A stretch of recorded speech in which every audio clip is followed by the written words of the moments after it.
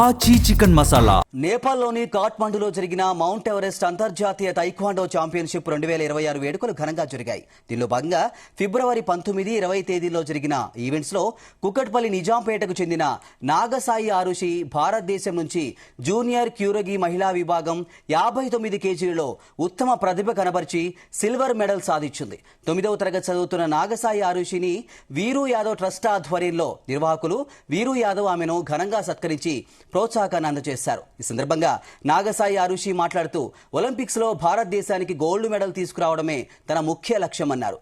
తనకు సహకరిస్తున్న కోచ్లతో పాటు తల్లిదండ్రులకు ప్రత్యేక కృతజ్ఞతలు తెలియజేశారు.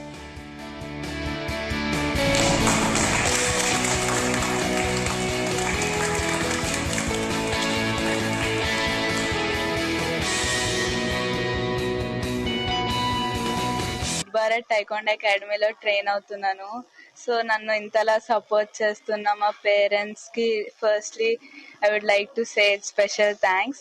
అండ్ తర్వాత మా టైక్వాండో కోచ్ నితిన్ కి అండ్ మా నితిన్ సార్ కి అండ్ మా స్కూల్ కోచ్ నేతాయి సార్ కి అండ్ మా డైరెక్టర్ మ్యామ్ అరుంధతి మ్యామ్ కి థ్యాంక్ యూ చెప్తున్నాను for supporting me and encouraging me in everything. And thank you so much everyone for supporting me.